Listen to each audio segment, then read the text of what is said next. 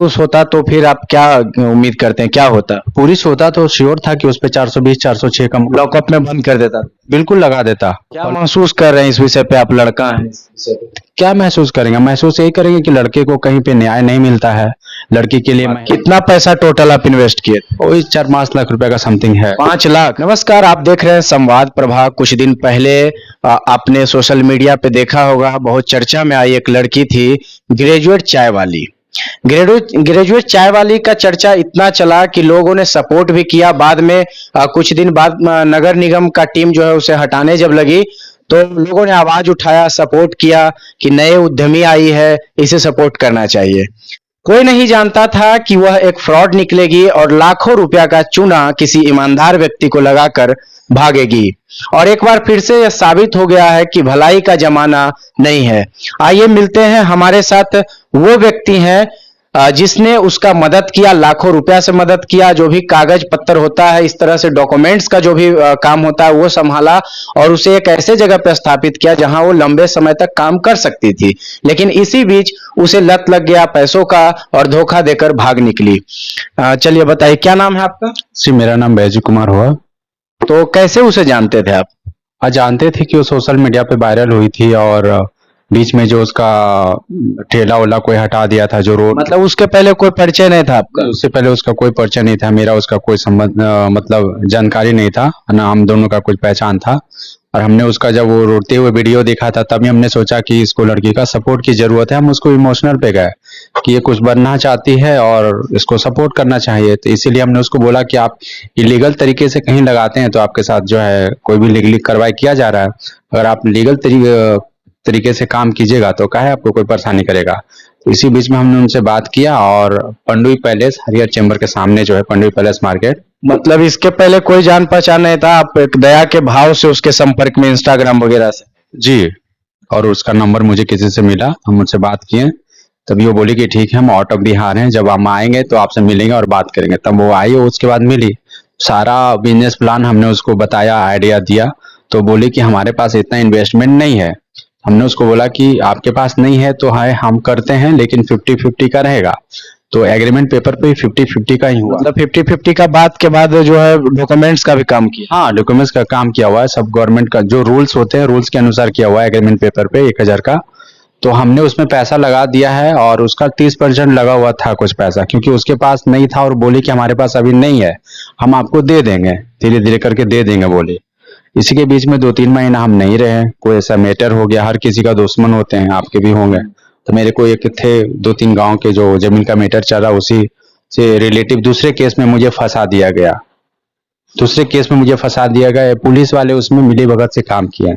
ये लड़का लड़की का मैटर था, खुद अपनी मर्जी से गया, वो वीडियो भी है, लड़की बोल भी रही कि अपनी मर्जी से गया है।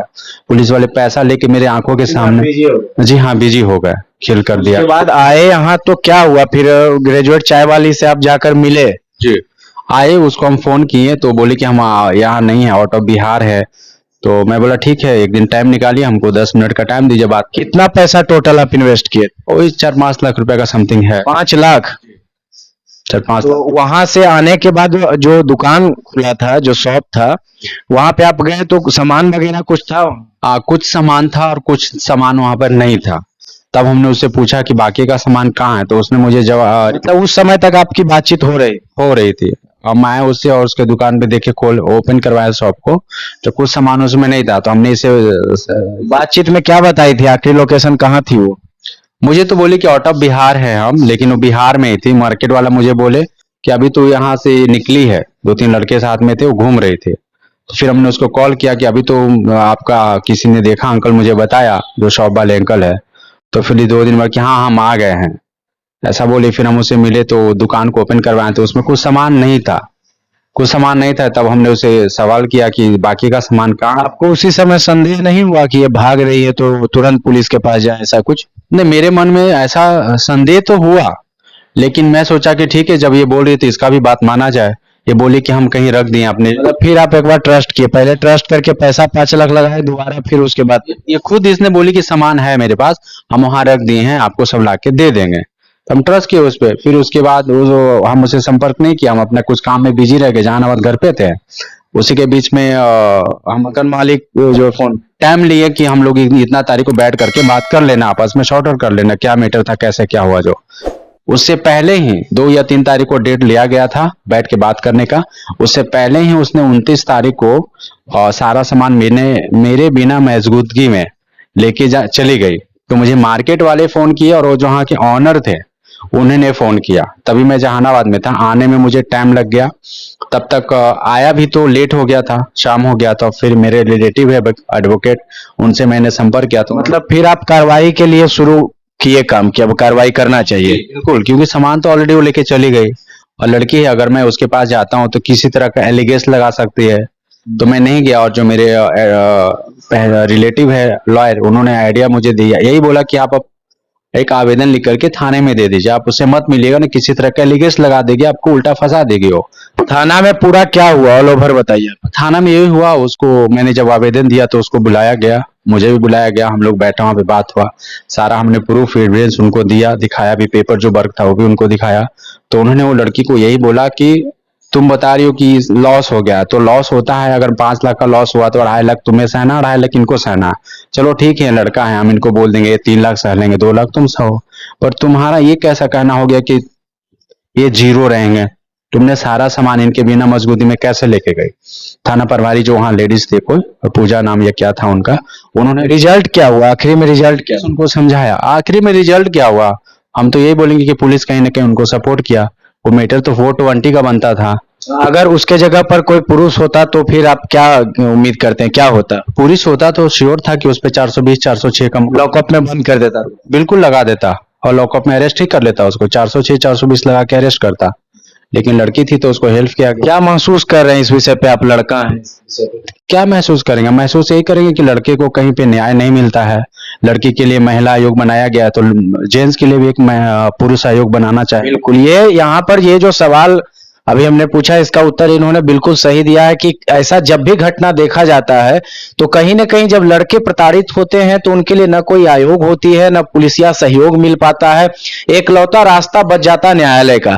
तो फिर आपने न्यायालय के लिए दरवाजा खटखटाया? हाँ, न्यायालय का दरवाजा खटाया है और उस पे जो केस 107 कर दिया गया है 420 की जगह, और केस नंबर 18-53-2023 है। तो कोर्ट में कभी भी नहीं आई।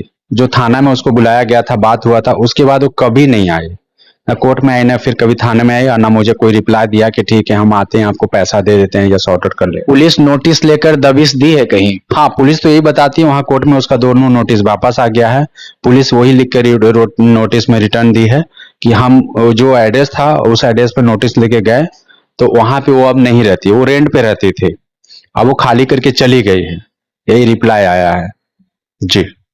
तो अभी तक का यही मामला था कि कोर्ट का दरवाजा खटखटाए हैं, ये कोर्ट या न्यायालय से उम्मीद लगाए बैठे हैं, और कहीं ना कहीं ऐसा भी देखने को मिल रहा है कि कोई फेक न्यूज भी आपके खिलाफ चला। ना, फेक न्यूज तो एक पहले ही चलाया था, वो अनुकूल तिवारी जो है ना, उसने चलाया उसके सपोर्ट में कि वो बोल रही है कि हम उसको काम पे रखे थे, और वो बोल रही है कि वो लड़का आपको बदनाम कर रहा है। तो वो काम पे आप अगर रखे हैं तो उसका भी तो डॉक्यूमेंट्स होगा, आप तो पूरा साक्ष्य जो है सबके सामने आप रख। सबके सामने है, मेरे पास डॉक्यूमेंट्स है।